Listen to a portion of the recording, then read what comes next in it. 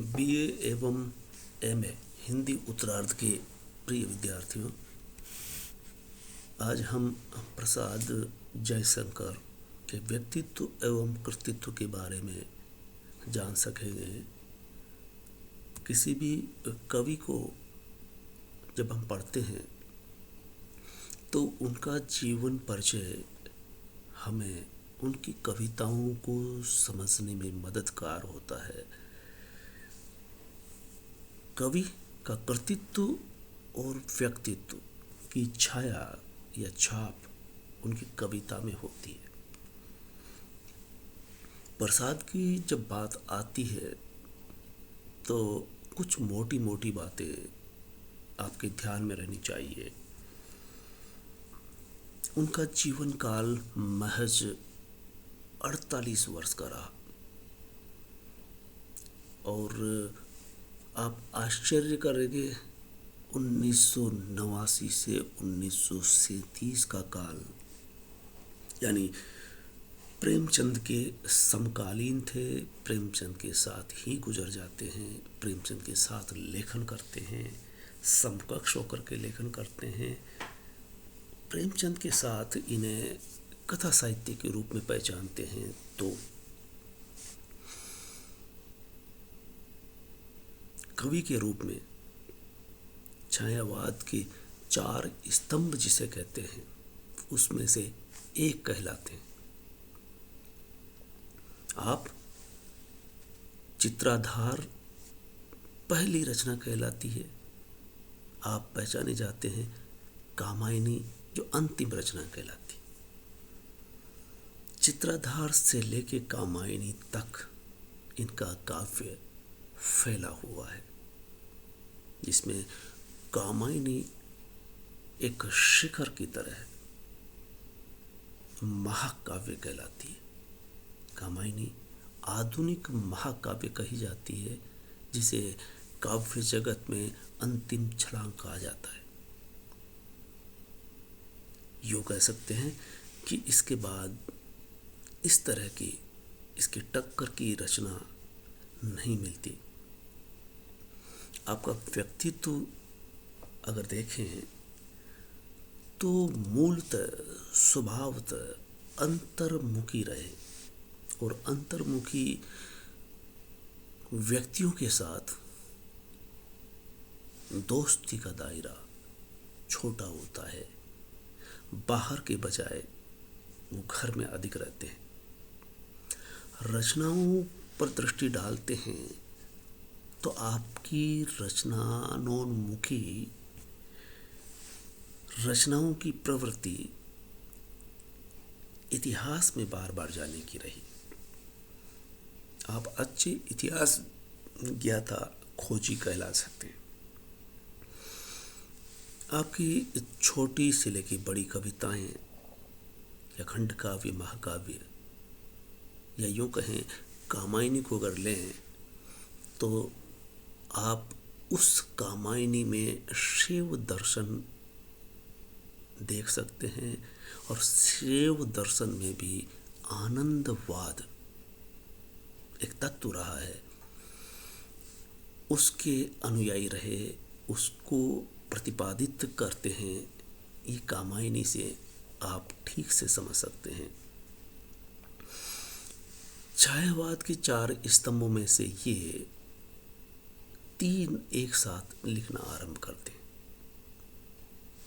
निराला प्रसाद पंत, महादेवी जो चौथा स्तंभ है, वो इनके बाद में लेखन की ओर प्रवृत्त होती है। अब आप ये कह सकते हैं कि छायावाद को आप बीए तृतीय वर्ष में समझ रहे होंगे, समझने का प्रयास कर रहे हैं, जिसे हम एमए के विद्यार्थी बीए तृतीय वर्ष में समझ गए और तृतीय वर्ष के विद्यार्थी समझ रहे हैं कि छायावाद जिसे कहते हैं वो 4 कवियों पर टिका होता है। और छायावाद की प्रवृत्ति क्या है आप जानते हैं। तो एक सवाल ये उठ सकता है कि जयशंकर प्रसाद छायावाद के प्रवर्तक थे हम ये कह सकते हैं कि ऐसा भी कुछ लोग कह देते हैं, और ऐसा कहते हैं तो इसे अंधभक्ति कहा जा सकता है, क्योंकि तीनों चारों का महत्व रहा है। आगे पीछे लिखने से कोई प्रवर्तक नहीं हो सकता, पहले लिखने से भी नहीं। जैसे देखिए, आंसू पहली छायावादी कृति कहलाती है जो 1925 में आती है, और निराला की अनामिका 1923 में आ जाती है। तो अगर पहली कृति कहते हैं तो 2 साल पहले निराला इस तरह की रचना करते हैं जो छायावादी प्रवृत्तियों पर खरी उतरती है। और सुमित्रानंदन पंत का पल्लव काव्य 1926 में आता है। इस तरह से पंत छायावाद में कुछ समय बाद प्रवेश करते हैं। अब काव्यगत तौर पर अगर देखते हैं तो प्रसाद के काव्य में मंदता दिखाई पड़ती है, तो इसके पीछे उनकी पारिवारिक पृष्ठभूमि रही। यानी प्रसाद ने बहुत कुछ लिखा, हर विधा में लिखा, फिर भी कुछ आलोचक ऐसा समझते हैं तो उनके पारिवारिक कारण रहे। वो सुंगनी साहू परिवार से संबंधित थे। पितामह का अच्छा कारोबार था। जो ही पिताजी की मृत्यु होती है त्यों ही परिवार कर्ज में दबता चला जाता है। कर्ज में दबता परिवार और कोई बालक ऐसे में बैठ कर के कविता कैसे करे। सो परिवार के दायित्व को लेकर के इन्हें पैतृक व्यापार में आना पड़ता है, और उस व्यापार को संभालने में बही खाते गुणा भाग देखने होते हैं। 1910 में आपने एक पत्र निकाला, इंदु, और इंदु पत्र में जो लिखा उससे आप हिंदी साहित्य में प्रसाद की दखल को समझ सकते हैं। हिंदी में श्रृंगार रस की कविता के आगे ऐसी कविता का अभाव रहा। से तात्पर्य यह है कि जिस तरह की कविता करते हैं ये श्रृंगार रस से ओतप्रोत कविताएं जो रीतिकाल में होती रही है, उस तरह की कविताएं होती रही, तो उसके लिए कहा है कि ऐसी कविता का जैसी वो करते हैं उनका अभाव इस काल में दिखता है।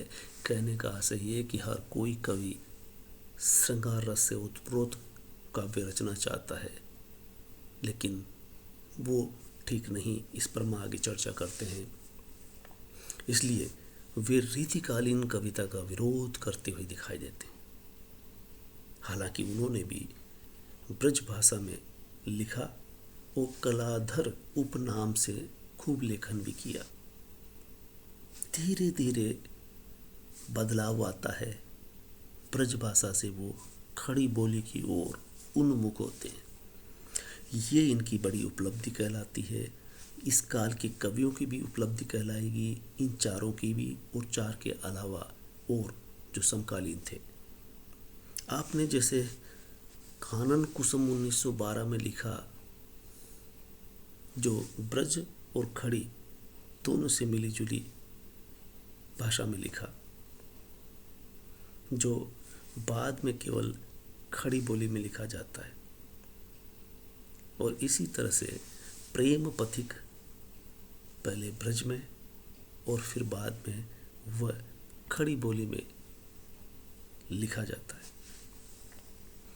तो इस तरह से हम देखते हैं कि प्रसाद जी रीतिकालीन कविता का डटकर विरोध करते हैं।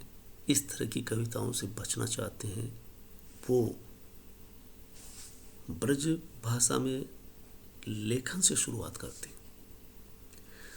उन्हें धीरे धीरे बोध होता है कि ब्रज भाषा में भी रीतिकालीन भावबोध और शैली का अनुसरण करना पड़ता है। जो वो कानन कुसुम